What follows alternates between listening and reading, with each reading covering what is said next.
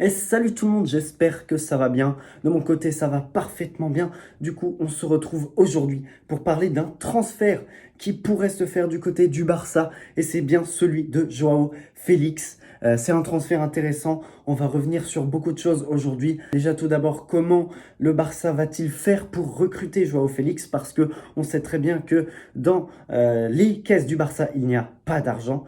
Comme d'habitude, j'ai envie de dire, ça ne change pas depuis des années, donc voilà. Ensuite, on va parler des besoins du Barça, parce que oui, pourquoi on irait chercher Joao Félix, pourquoi on irait chercher ce très cher chat. Ensuite, on va parler de Joao Félix avec le Portugal, parce que j'ai envie de vous dire qu'il m'a beaucoup intéressé du côté du Portugal. Du coup, on va parler de lui au Portugal. Vous allez voir, il y a des choses intéressantes. Et le dernier point, c'est les autres. Ça veut dire quoi? Ça veut dire les autres joueurs présent en attaque, parce que si Félix vient, ce ne sera pas tout seul, enfin il y aura forcément des autres échanges par-ci par-là. Du coup, on va commencer avec comment recruter Joao Félix. Et oui, parce que c'est bien beau, Félix a fait sa petite interview, il disait qu'il aimait le Barça alors qu'il était sous contrat avec l'Atlético. Maintenant, forcément, ils veulent le vendre, nous, ça nous arrange. Voilà. Comment le prendre? Et bah, ça parlerait d'un prêt avec option d'achat, parce que, comme je vous l'ai dit, le Barça n'a pas d'argent, on le sait tous, et du coup, un petit prêt avec option d'achat, ce serait plutôt pas mal cette saison. Comme ça, on pourrait vendre 2-3 joueurs l'année prochaine. Si on a envie de l'acheter, on peut, et sinon, au pire, il repart à l'Atlético, et c'est plus notre problème. S'il fait une mauvaise saison, bah, il se casse, et voilà. Du coup, un prêt avec option d'achat, c'est la meilleure option pour nous. Voilà, c'est très très bien joué de la part de Laporta. Si ça se fait, et même ça parlait d'un échange Ferran Torres-Kessié en échange de notre ami Félix, mais je suis pas sûr que ça serait une très bonne idée, parce que à mon avis, on peut récolter beaucoup d'argent avec ces deux transferts, et ce serait bien de ne pas les mettre dans Joao Félix, à mon avis.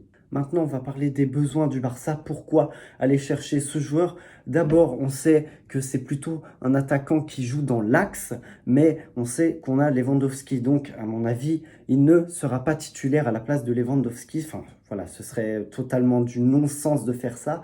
Voilà, du coup, s'il joue dans l'axe, ce sera sur le banc, en sortie de banc. Voilà, il peut jouer quelques matchs en titulaire, bien sûr, mais pas les matchs importants. Donc, ce n'est pas un bon plan de le faire jouer dans l'axe. Maintenant, la deuxième option, on va y revenir après, mais ce serait ailier gauche, bien sûr. Voilà, ailier gauche, pourquoi pas, j'ai envie de vous dire, Félix à gauche, ça peut être sympathique, mais à mon avis, c'est pas son poste principal, mais il serait capable de jouer là-bas.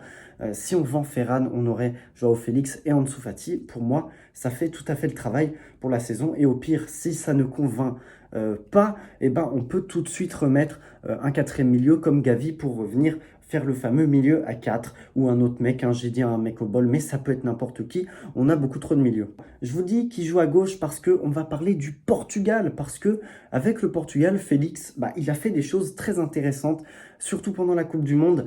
J'ai pas trop kiffé, mais c'est vrai qu'en s'attardant un peu, en re-regardant les matchs, eh ben, je me suis rendu compte qu'il fait des choses qui iraient très très bien du côté du Barça.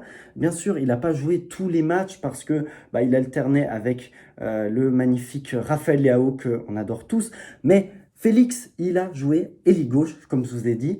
Voilà, c'était assez particulier parce que j'ai remarqué qu'il décrochait beaucoup et c'est très intéressant de savoir ça. Voilà, il décrochait. Voilà, je vous mets quelques images. Voilà, de ce qu'il a fait contre le Ghana lors de la victoire 3-2 où il a d'ailleurs marqué.